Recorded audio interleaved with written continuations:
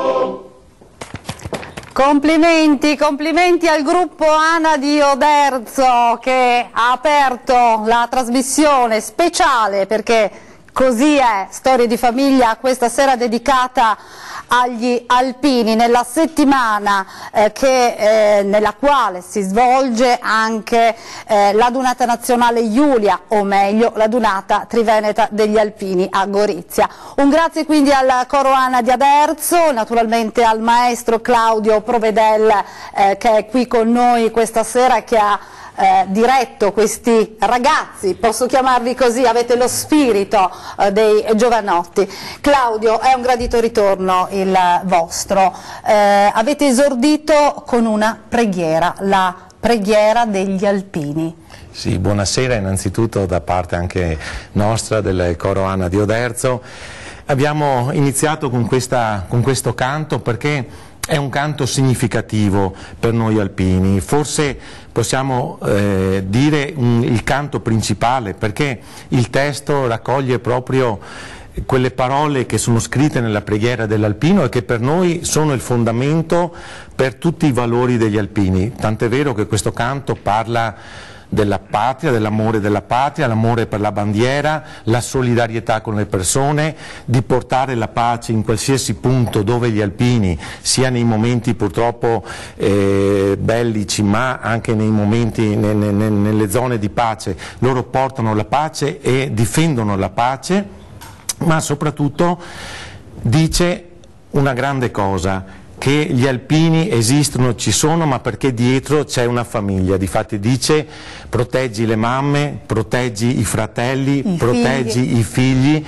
E appunto, collegandoci proprio a questa bellissima trasmissione Storie di famiglia, questa preghiera degli alpini dice che gli alpini che si configurano sempre in un ambito maschile come persona, ma dietro come figure, come dietro a questi alpini c'è sempre una grande famiglia, ci sono sempre grandi donne che condividono questi valori e soprattutto appoggiano in tutto e per tutto gli alpini. Grazie a Claudio, grandi donne come quelle che abbiamo qui noi questa sera, perché questa sera proprio a Storie di famiglia è tornata la famiglia di Graziano Tonon. Buonasera Graziano. Buonasera. E con lui c'è sua moglie Gabriella Iannace e la piccola Francesca, sua figlia. Ebbene, questa famiglia particolare, ve la ricorderete, sono venuti ospiti l'anno scorso. Graziano ci ha parlato di quell'atto eroico compiuto nel 2012, quando una donna stava annegando dopo un incidente stradale. Ebbene, Graziano non esitò un attimo, si gettò nelle acque gelide di un fiume nella zona di Piavon Oderzo, nel Trevigiano, e salvò la vita a questa donna. Per questo motivo nel 2013 venne insignito della onorificenza di Alpino dell'anno del 2013. Ebbene, Graziano è tornato perché a seguito proprio di questo evento, di questo particolare riconoscimento, ha incontrato il Santo Padre. Ha donato al Santo Padre il cappello d'alpino e il Santo Padre lo ha ritornato a lui, perché ha detto: tu, Graziano, devi essere il custode del cappello d'alpino del Papa, e questo cappello è qui davanti a noi questa sera. Parleremo di questo, ma parleremo anche della storia dei nostri alpini, delle penne nere, e lo faremo in modo particolare con un esperto, con Giovanni Lugaresi, un giornalista, quindi un collega. Giovanni, possiamo darci del tuo naturalmente? Certo. Giovanni è un grande ricercatore del mondo degli alpini. Lui ci ha tenuto molto a sottolineare all'inizio: io non sono stato alpino, però li ho amati tanto, e a maggior ragione dobbiamo appunto riconoscere questa importante figura. Giovanni, il nostro coro Ana di Oderzo ha esordito con questa preghiera. Quanto importante era, soprattutto nel periodo della Grande Guerra, quanto è stato importante durante il periodo della Grande Guerra per gli alpini affidarsi al nostro Signore, alla fede, attraverso anche questa preghiera che abbiamo appena sentito. Il corpo degli alpini, come è noto, venne costituito nel 1872 e da allora si cantava, e quindi da allora gli alpini cantano. Allora la gente cantava e poi è andata avanti per tanto tempo a cantare. Si sentiva cantare un po' dappertutto, nelle nostre contrade, nei paesi. Oggi la gente non canta più, ma gli alpini sì. E questo che segno è? Secondo me è un segno molto importante di consapevolezza, di appartenenza a una cultura, a una realtà umana e spirituale ad un tempo, a delle radici, insomma, delle radici che affondano evidentemente nel cristianesimo. Non altrimenti, secondo me, si può spiegare come fra i tanti canti degli alpini di ieri e di oggi, insieme a quelli della gioia, dell'allegria, ci siano appunto altri canti i quali rimandano alla fede, come tu giustamente dicevi, alla fede.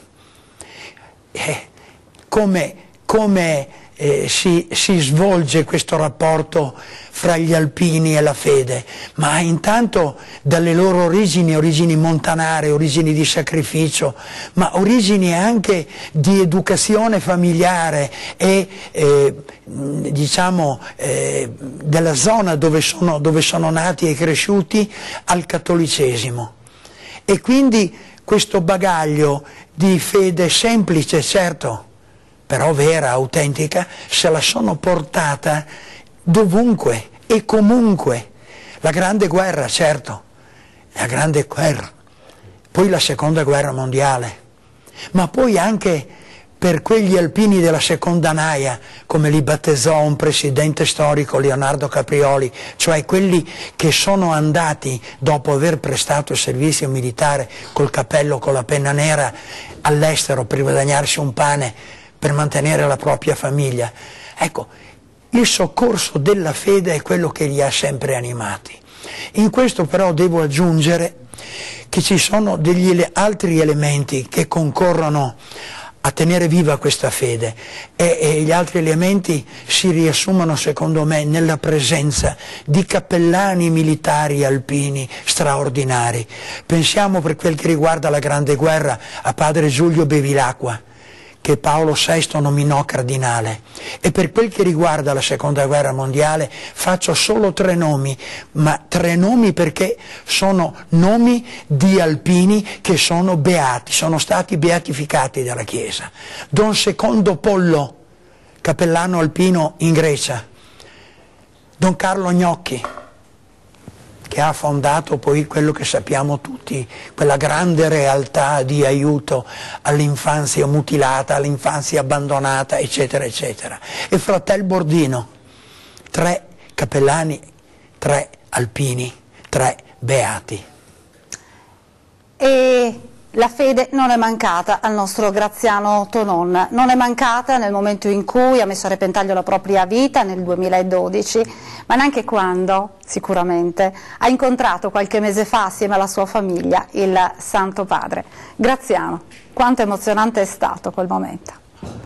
Ma è stato emozionantissimo, anche perché la cosa si è svolta in pochi giorni, voglio dire, la cosa è partita un po' così.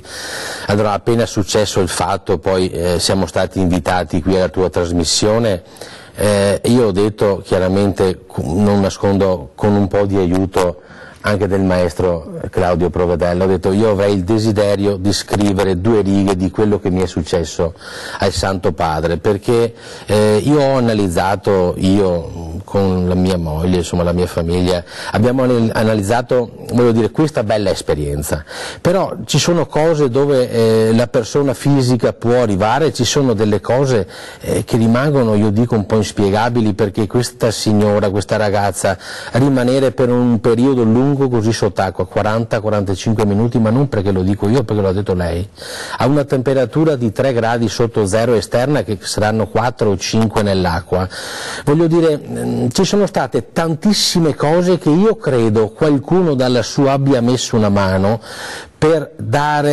ritornare una mamma a un bambino che aveva 14 mesi all'epoca, mi ricordo.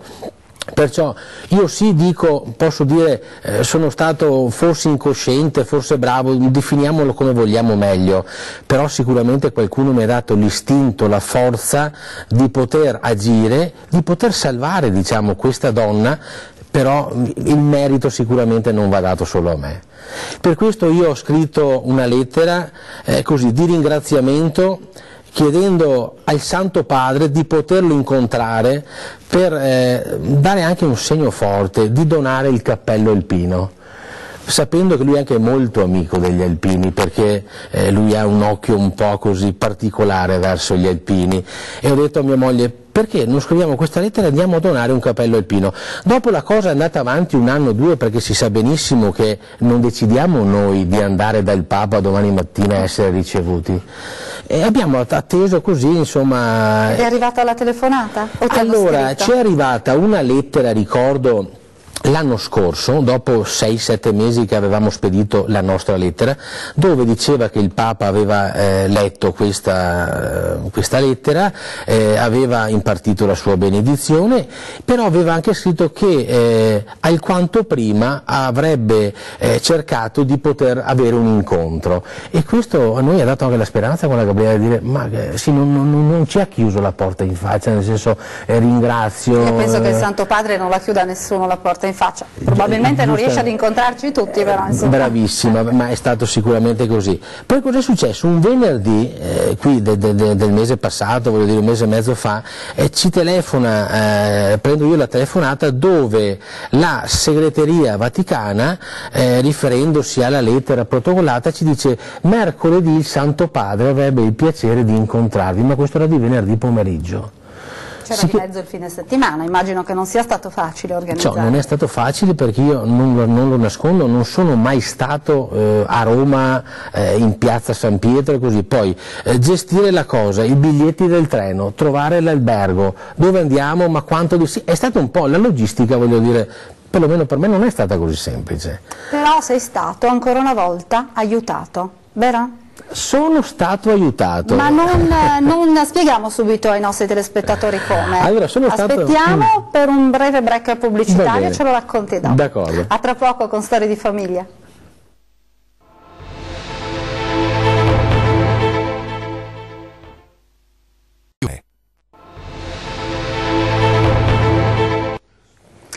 Eccoci per parlare degli alpini, in particolare delle penne nere, in occasione di questa settimana dedicata alla Dunata Triveneta che c'è a Gorizia, e lo facciamo con un alpino speciale, l'alpino dell'anno 2013, Graziano Tonon, che dopo il suo eroico gesto di aver salvato una donna ha ricevuto una lettera particolare, quella del Santo Padre che lo invitava a Roma, e così Graziano il venerdì è stato chiamato, il mercoledì doveva incontrare il Santo Padre. E che cosa hai escogitato con la tua famiglia per arrivare a Roma? Ma escogitato, allora quando arrivano queste notizie, voglio dire, ci facciamo tante domande, oppure il vicinato, cosa, per esempio io ho un'amica che è la Carmen, così, che mi ha detto: guarda, hai la fortuna, c'è una comitiva di Sernaglia della Battaglia e parte di Oderzo che sono un pellegrinaggio a Roma, prova eventualmente a chiamarli se possono, e mi ha dato dei contatti, io ho chiamato e ho trovato una disponibilità, e mi sento di ringraziarlo doverosamente, Don Mirko Dalla Torre, perché poi ho contattato lui, chiaramente, che era un po' l'artefice di questo pellegrinaggio. Esattamente. Mi ha trovato l'albergo per dormire, ci ha accompagnato agli scavi di Ostia Antica con loro e li abbiamo visitati, abbiamo pranzato e cenato, finché poi il mercoledì mattina ci ha accompagnati in piazza San Pietro e lì ci ha detto: adesso siamo qua, voi andate per il vostro... E con voi, naturalmente, con te, Gabriella e Francesca, avevate portato il cappello per il Santo Padre, il cappello per il Papa. Certamente. Ma è successo anche qualcosa di particolare durante il viaggio di andata, vero? Allora, durante il viaggio di andata, sono successe tante cose particolari. Diciamo che allora ci hanno sceso lì in piazza San Pietro, e lì io ho visto tantissima folla, tantissima gente, che dicevo sempre a Gabriella: tieni la bambina perché manca mai che ci perdiamo. Allora, chi aveva l'ombrello, chi una paletta, chi la bandierina. Allora, tutto questo gruppo, che devo ringraziare, non saprei i nomi ma li ringrazio uno ad uno, mi hanno un po' messo in prima linea con il cappello alpino per fare loro da guida, perciò per entrare in piazza San Pietro, ma lì c'era una marea di gente, e allora ci hanno consigliato di avere un altro tipo di entrata, diciamo un po' più secondaria. L'abbiamo visitata, era più gente della prima.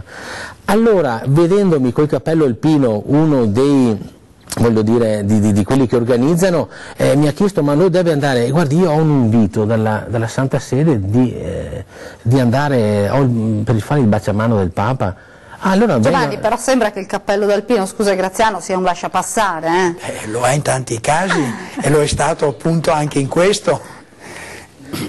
Sì, allora a questo punto siamo entrati, poi voglio dire, io con quel visto che avevo preso in prefettura vaticana ho iniziato il mio percorso delle guardie svizzere, perché sinceramente io non sapevo dove dovevo andare, perciò andavo la prima postazione mi mandava alla seconda alla terza e così via, finché siamo arrivati davanti all'altare dove celebrava Sua Santità. Io gli ho detto alla Gabriella: se andiamo ancora avanti un po', qua ci mettono nell'altare col Papa. E allora così... A concelebrare, no? Ma non dico a concelebrare, però per me è stata un'emozione, voglio dire, io pensavo di entrare in Piazza San Pietro, ma di fermarmi lì, di avere un contatto magari di passaggio con il Santo Padre. Invece ci hanno messi proprio vicino sopra il sagrato, sulla parte destra, circa una decina di metri, dove lui celebrava appositamente, perché loro sapevano tutto, perché con la carta in mano, appena io sono arrivato, che gli ho detto le mie generalità... E col cappello in testa? Perché il cappello d'alpino, secondo me... Col cappello d'alpino che dovevo donare al Papa, loro mi hanno fatto accomodare e sapevano già la mia motivazione. Oh, lei è l'alpino dell'anno che è venuto... Io dico, sì, però, vabbè, questi sono i posti per lei, e ci hanno fatto accomodare e abbiamo aspettato che il Santo Padre entrasse nella piazza, sì. Poi c'è un'emozione. Poi si è avvicinato, il momento che si è avvicinato. Ma allora lì è tutto entusiasmante, perché intanto è l'attesa, il Papa non arriva, poi senti, voglio dire, la folla che acclama da quel versante, i fischi, le grida, e tu ti alzi per vedere, non vedi, poi vedi una sagoma bianca che passa in mezzo alla gente, perché lui ha molto rispetto. Io ho visto dei portatori di handicap, degli anziani, dei bisognosi, quelli sono guardati in maniera particolare. Appena lui entra, il suo sguardo va a finire in quelle persone. Una carezza, un sorriso per chi è in difficoltà. Sì. Poi ha fatto il suo giro con la papamobile, è salito, voglio dire, sopra il sagrato, si è messo, voglio dire, sulla sua postazione lì al centro dell'altare, e abbiamo assistito a questa udienza che è stata bellissima. Per me è la prima udienza, ma devo dire significativa al massimo, insomma. E quando si è avvicinato cosa hai fatto? Ma io devo dire, quando si è avvicinato, io l'ho visto arrivare, ho fatto delle foto, poi è arrivato a 4-5 metri, lì non ho più fatto foto, e devo dire che lì ti si blocca un po', il sangue ti si blocca, perché lì è un'emozione forte. La vorrei paragonare uguale, ma sono due cose un po' distinte. Quando io ho, non io, però la mia moglie ha avuto la Francesca, che io ero lì, ho avuto veramente un giramento di sangue, che senti proprio l'adrenalina. Quando lui mi è venuto incontro, che si è fermato a 3-4 metri con le signore che bacia mano, lui aveva già puntato il cappello alpino. Il cappello alpino per lui è stata una luce, e non vedeva l'ora di lasciare per venire dal cappello alpino. E poi io mi sono fatto anche una cosa, gli dirò il Papa, quando sei lì prepari tanti discorsi, perché è il Papa, non è, e che non servono a niente, perché quando viene lì tu stai solo zitto e parla lui e tu ascolti. E poi abbiamo avuto, voglio dire, 4-5 minuti, io ho potuto avere la fortuna di parlare col Papa, ma in modo anche molto confidenziale. Voglio dire, io gli ho detto: Santo Padre, mi è successa questa cosa e volevo portare in segno di dono, di riconoscenza, il cappello alpino, sapendo che lei è anche molto legato al mondo degli alpini. E lui con quella cadenza un po', diciamo, argentina, mi ha detto: sì, lo sai che sì, io sono molto legato agli alpini, gli alpini li porto sempre nel cuore. E appunto gli ho detto: io mi sono tolto il cappello, ho detto: io le ho portato il cappello perché sicuramente in quel giorno qualcuno dalla sua ha messo una mano, perché io non prendessi neanche un raffreddore. Io ho fatto una cosa, ma zero assoluto. Perciò... E salvassi una famiglia in quel momento, perché tu hai salvato una mamma. Io ho salvato una mamma, sì. Quello che mi ha fatto più piacere è vedere quando vedo la mamma col bimbo in braccio, ma io non voglio prendermi meriti che non mi aspettano, però dentro di me dico: guarda quanto fortunato sei tu bimbo, avere ancora la tua mamma, perché in quel momento qualcuno ha fatto che il destino ci fossi lì, che agissi con un po' di incoscienza, questo non lo nego, per carità. Però mi sento anche orgoglioso del gesto, al di là di quello che si possa pensare, del gesto che ho fatto, e poi aver ricevuto anche diciamo, questa grazia di aver incontrato il Papa, ma aver parlato assieme, ma senza cercare... Ma cosa ti ha detto? Cosa ti ha detto? Te le ricordi queste parole? Allora, il Papa, ci siamo dette tante cose che ricordarle tutte adesso è un po' difficile, ma mi ricordo le più eclatanti. Intanto mi sono raccomandato e gli ho detto: Santo Padre, abbia sempre quella riconoscenza verso gli alpini, perché gli alpini hanno tanta misericordia verso di tutti. E lui ha detto: non ti preoccupare, voi alpini siete già nel mio cuore. Queste sono le parole. Poi io mi sono tolto il cappello e le foto le possono dire, per donare il cappello, ma lui tentava di fermarmi perché non voleva che io, secondo quello che ho capito io, mi disturbassi a dare il cappello, perché lui sa che valore ha un cappello alpino. Dare un cappello alpino al Papa non è dare il cappello che si va alla sagra, oppure il cappello ha un grande significato per me. E però lui lo ha preso in mano, ha guardato questo cappello, ha guardato la dedica che io avevo fatto a lui, che anche questo devo ringraziare la Deborah, perché di sabato sera a domenica lei mi ha fatto questa stilizzato, questa ricamatura nel cappello. È stato tutta una cosa di corsa, perché da venerdì e tutto quanto per andare il mercoledì è stato tutto così. Però io gli ho dato in mano questo cappello e lì ci siamo un po' parlati, abbiamo parlato un po' degli alpini, abbiamo parlato un po' della situazione che si era creata, che qualcuno, e lui mi ha detto: sicuramente qualcuno ha messo una mano, sicuramente qualcuno ha messo una mano. Io gli ho detto: vorrei donarle il cappello come segno di riconoscenza e ringraziamento, e lui mi ha detto: io questo cappello lo accetto, questo cappello adesso è mio. Poi mi ha detto: bene, capiscimi bene, questo cappello adesso è diventato mio, però se io un domani, quando me ne andrò, quando non ci sarò più, questo cappello andrà a finire sicuramente o in un cassetto o forse dimenticato o buttato. Io questo cappello lo voglio ridare a te, perché tu sia il custode del mio cappello, e credo che lui mi abbia dato una grande responsabilità, perché non so quanti possono avere l'orgoglio di avere a casa il cappello d'alpino del Papa. Io credo non molti abbiano questa fortuna, io mi ritengo fortunato, però farò di tutto per conservarlo nel migliore dei modi.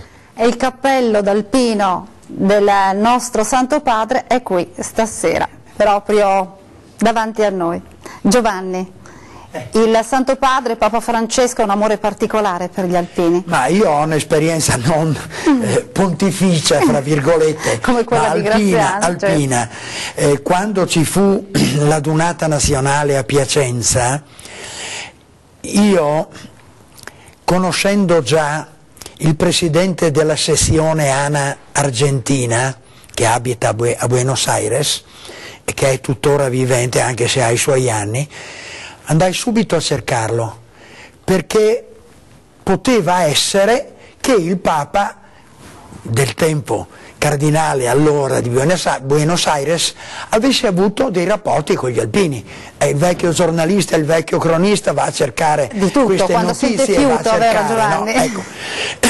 Il presidente mi disse sì, lui di radici piemontesi, perché i genitori erano piemontesi, frequentava un gruppo di alpini, anche loro di origini piemontesi, e che lo invitavano anche a casa, invitavano in certe occasioni, preparavano una cena. E il Papa chiedeva sempre due cose: sul piano del cibo, che gli facessero la bagna cauda, e sul piano della memoria, della cultura, della preghiera, il canto del testamento del capitano. Questa fu una sortita che io non mi aspettavo affatto, ma che mi fece molto contento, anche perché così potevo dare ai miei lettori una notizia inedita. Lo ricordiamo, tu hai scritto parecchi libri e tra questi due in particolare dedicati proprio alle penne nere. Vogliamo anche ricordarli, Giovanni? Sì, Alpini di Pace, che parla delle imprese principali che gli alpini hanno compiuto su quello che io ho definito il fronte della solidarietà. 1948, il rifacimento del ponte di Bassano fino ai nostri tempi, quindi mezzo secolo. E poi tornare a Nikolajevka perché quando io andai nel 1993 per l'inaugurazione dell'asilo costruito, progettato prima, costruito, finanziato e donato dagli alpini alla popolazione di Rossos nel 50° anniversario della battaglia di Nikolaevka, e toccai con mano questa realtà stupenda che io avevo conosciuto prima nella letteratura, ma poi nella vita. No, perché questa è la vita, è ricordare i propri morti, vero? Facendo un dono a quelli che allora erano i nemici, è veramente una cosa enorme, è una cosa stupenda, ed è un segno della vita degli alpini, perché poi oltre a questo ci sono tanti altri impegni che gli alpini, sempre sul fronte della solidarietà, hanno compiuto e hanno portato e quindi ecco, tornare a Nikolaevka, e infatti poi ci sono tornato 20 anni dopo, nel ventennale dell'anniversario della donazione dell'asilo, sono andato sempre col viaggio organizzato dall'ANA, vero, nel 2013. Ecco, quindi per questo dono io che non di sono solidarietà che è stato dato alpino, proprio dalle ma ho compiuto il servizio militare in un'altra arma, da questi alpini sono stato conquistato.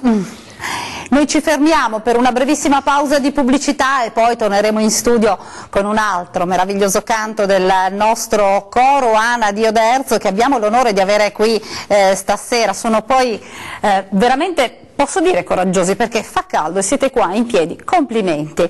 E con il maestro Claudio Provedel ci canteranno un'altra bellissima canzone dedicata alla Vergine Maria, a Maria lassù, la Vergine che probabilmente in quella notte di febbraio aiutò proprio Graziano Tonon e quella mamma che stava annegando in un fiume gelato nel Trevigiano. A tra poco.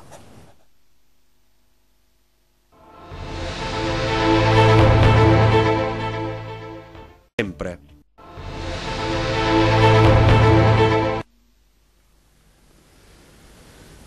Tempo fermo nel cielo,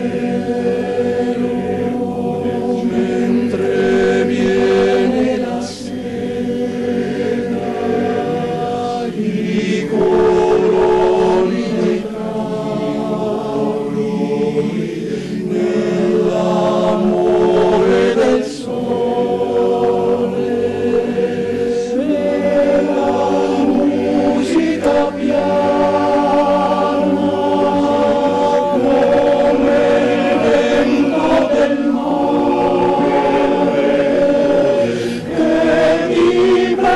Le mani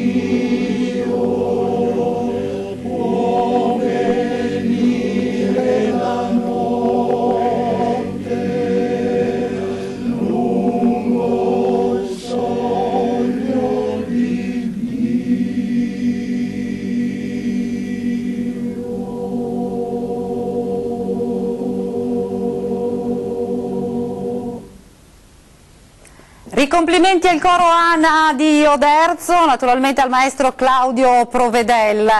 Seconda parte di Storie di Famiglia dedicato ai nostri cari alpini, al corpo delle penne nere ben rappresentate qui dai nostri alpini del coro, ma anche da Graziano Tonon, che è stato ricevuto, ha incontrato il Santo Padre per donargli il cappello d'alpino e lui a sua volta è diventato il custode del cappello d'alpino del Papa. Un momento emozionante che ha condiviso con la sua famiglia, con Gabriella e la sua piccola Francesca. Francesca è qui vicina al suo papà e mi stava dicendo prima della pausa pubblicitaria: lo sai che ho chiesto al Papa di farmi l'autografo? Francesca, ma quanto emozionante è stato vedere sta figura così importante che di solito noi siamo abituati a vedere solamente in televisione. Molto. Molto. E come ti sei rivolta a lui? Spiegami. Gli ho chiesto di farmi un autografo. E lui cosa ti ha fatto? Mi ha fatto l'autografo su una cartolina che mi avevano dato. Ah, ci picchia, ma l'hai portata questa cartolina? No. Scommetto che l'hai custodita, l'hai messa dentro ad una teca in vetro. Sì. È preziosa, preziosa. Gliel'hai detto a tutti i tuoi compagni che hai l'autografo di Papa Sì. Francesco? Ci hanno creduto o hanno voluto vederla? No, ci hanno creduto. Ci hanno creduto. Gabriella, ti abbiamo vista nelle immagini, nelle fotografie che hai tenuto per sicuramente qualche minuto le mani del Santo Padre tale tue. Quanto emozionante è stato? Tantissimo, tantissimo, è inspiegabile, un'emozione indescrivibile. Che cosa gli hai detto? Sei riuscita a parlargli? Graziano? Sì, lui sì, abbiamo capito, tanto. Io mi sono bloccata, io ero emozionata, piangevo perché mi sembrava una cosa, non so, dico no, non è vero, è impossibile, ce l'ho qua di fronte, è un'emozione che non si può descrivere. No. L'emozione di incontrare Giovanni il Santo Padre è un qualcosa di importante che sicuramente Graziano e la sua famiglia si porteranno avanti. Gli alpini sono comunque abituati alle forti emozioni. Ma direi di sì, direi. Nella loro storia, sia in tempo di guerra sia in tempo di pace, hanno vissuto delle forti emozioni. E certamente, ma a me piace a questo punto proprio, a proposito di emozioni, dire che non solo le provano loro, ma sanno anche trasmetterle a chi alpino non è. E non parlo soltanto per come me, hanno fatto con evidentemente, parlo per tanti, per tanta gente, la quale magari è indifferente a tante cose, è disgustata da tante altre, ma quando ci sono gli alpini vedi che il sorriso ritorna su quei volti e vedi che c'è una sorta di riconciliazione con la vita. Ma gli alpini portano sempre qualcosa di buono, vedi che all'interno delle loro adunate ogni volta lasciano sempre il segno quando se ne vanno. Certamente, qui a Treviso io nel 1994 c'ero e posso testimoniare che anche qui a Treviso ci fu un entusiasmo straordinario e immagino che ci sarà anche l'anno prossimo, nel 2017, quando ci sarà quando lo ricordiamo, la 90ª adunata. Esatto. Ma voglio dire, poi il discorso è questo, perché gli alpini, c'è tanta gente che confonde alpini quelli con l'uniforme, ex alpini quelli in congedo, no. Quelli in congedo sono alpini a tutti gli effetti come quelli che sono con l'uniforme. I nostri coristi sono sono sempre alpini, restano sempre alpini, si sentono tali, si considerano tali e agiscono sempre da alpini. Il discorso fatto prima, il fronte della solidarietà.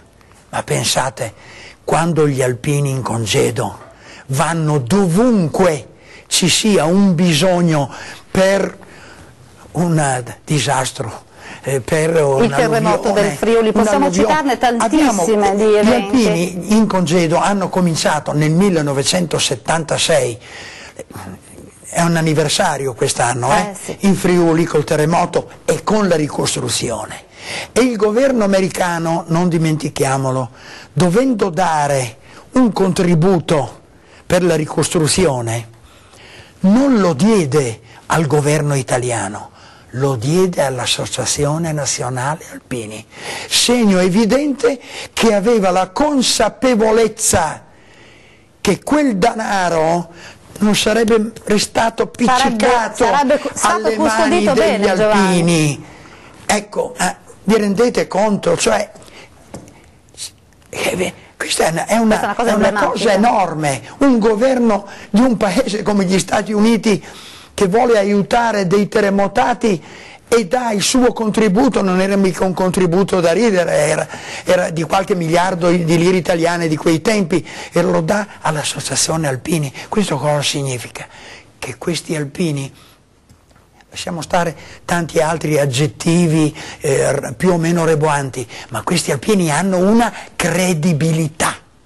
Ecco, pensate cosa significa la parola credibilità, che in questo paese credo che pochi abbiano. Lasciamo stare perché entreremo in polemiche. Entriamo in argomenti che non ci riguardano, ecco, perché quando parliamo di alpini parliamo di brava gente. Ecco, certo, è certo. Bene, noi ci fermiamo per un'altra brevissima pausa di pubblicità e poi l'ultima parte di questa puntata particolare di Storie di Famiglia, un'ultima parte assolutamente da non perdere. A tra poco.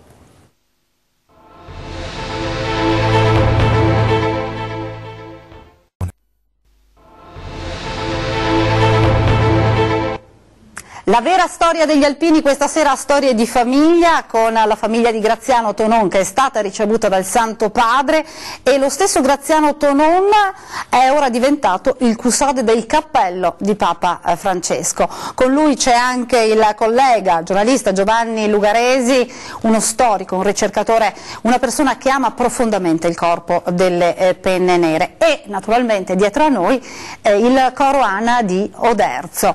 Loro sono veramente l'emblema del sacrificio, perché sono in piedi qui da oltre un'ora. Giovanni, gli alpini sono dediti, non si tirano mai indietro quando c'è da sacrificarsi. Inizialmente ho accennato al fatto che gli alpini, nelle loro caratteristiche, in una delle loro caratteristiche, hanno il fatto del cantare. Il cantare che non è un elemento superficiale, secondario o da prime donne, no, è il cantare insieme, cioè il fare famiglia, perché gli alpini sono poi una famiglia, una grande famiglia, che deriva, come dicevo prima, dal fatto di essere nati e cresciuti, soprattutto in certi tempi, oggi e domani non so, perché la modernità non mi vede aggiornato, ma per quel che riguarda la loro storia fino ad oggi è caratterizzata appunto da questa capacità di cantare, di stare insieme, perché nelle loro case, nelle loro realtà paesane, di borghi, montani, eccetera, eccetera, era questo uno degli elementi che li teneva uniti. Ma c'è un altro elemento che soprattutto una volta il sacrificio che le genti di montagna erano chiamate a fare era un grande sacrificio, a tutti i livelli, nel lavoro, nel guadagnarsi il pane. Pensiamo cos'era l'Italia fino al 1950, non è che andiamo troppo indietro, cos'era?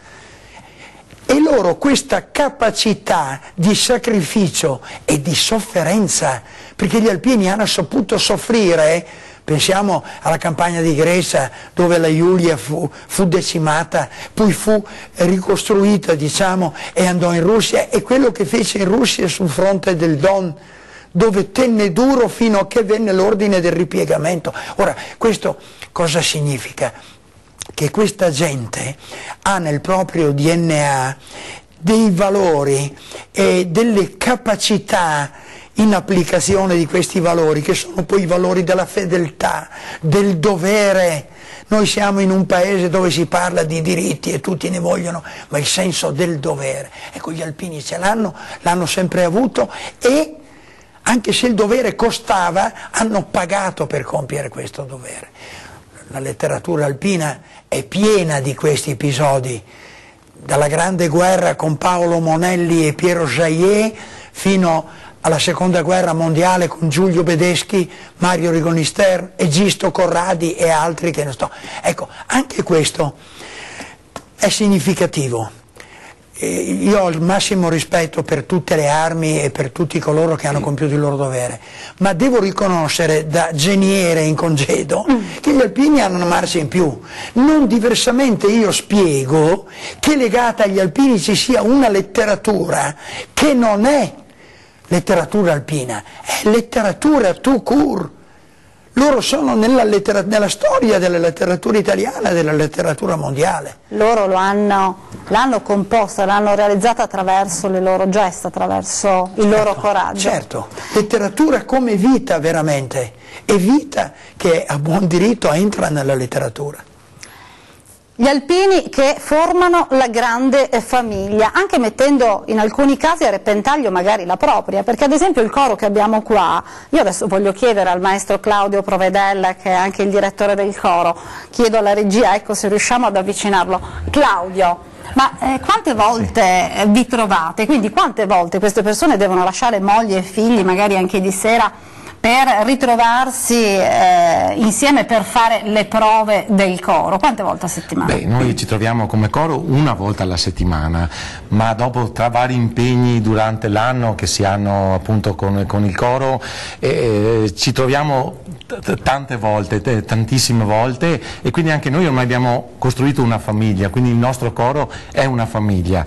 Diciamo è un sacrificio perché bisogna fare delle prove e loro devono sopportarli. Ma voi siete abituati ai sacrifici, l'abbiamo appena detto. Nelle indicazioni, però nel nostro caso è anche un grande piacere, primo da alpini, poter cantare, avere questa opportunità e questo privilegio di cantare i canti degli alpini. Tante volte le prove si dilungano 2 ore, 2 ore e mezza, certe volte anche 3 ore, però alla fine non siamo stanchi, vuol dire che il E non siete seduti? E non siamo sempre seduti, in piedi siamo come in piedi, stasera, ma siete qualche proprio volta bravi. seduti, ma quindi è proprio un privilegio per noi poter cantare e poter cercare di dare la nostra emozione nei canti degli alpini alle persone e condividere questa emozione.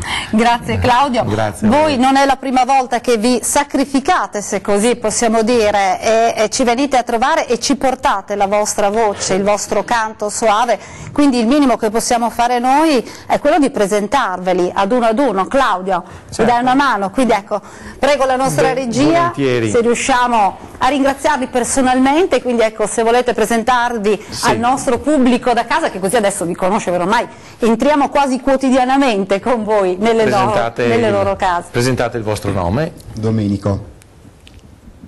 Bruno. Giuseppe. Vittorio. Stefano. Gianni. Antonio. Agostino. Andrea. Albino. Luigi. Angelo. Dino. Luciano. Agostino. Natalino. Andrea. Giacomo. Alfio. Danilo. Vinicio. Pierluigi. Andrea. Denis. Giancarlo.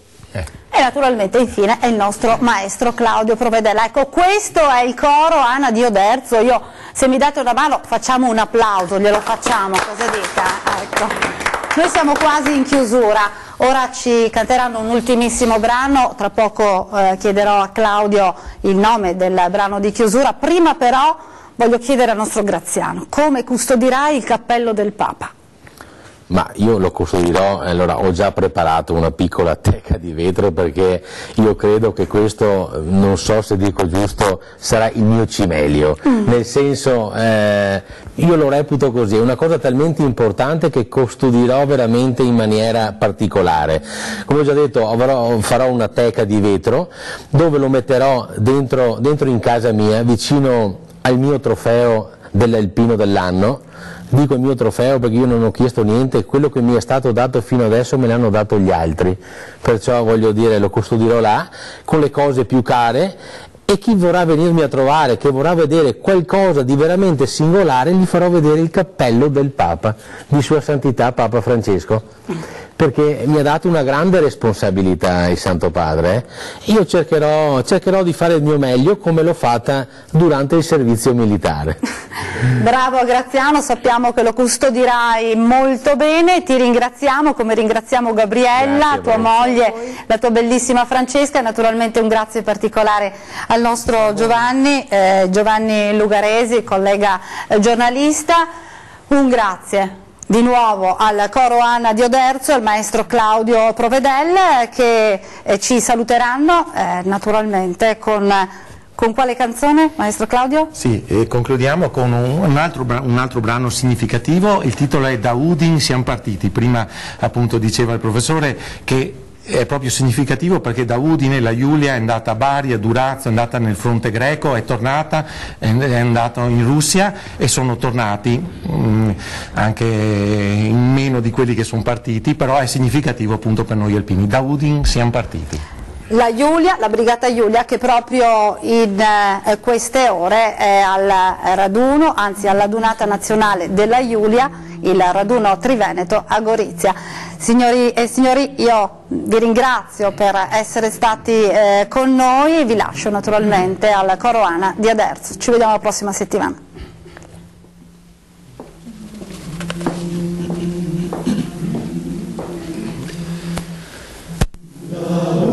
Siamo partiti, da vari siamo passati, Durazzo siamo scesi, in Grecia destinati. Ci tocca di partire con la tristezza in cuore, lasciando l'amorosa, come altri a far l'amor. Ci tocca di partire con la tristezza in cuore, lasciando l'amorosa, come altri a far l'amor. La Grecia è terminata, Udin siamo tornati, e tosto per la Russia noi siamo destinati, e partiremo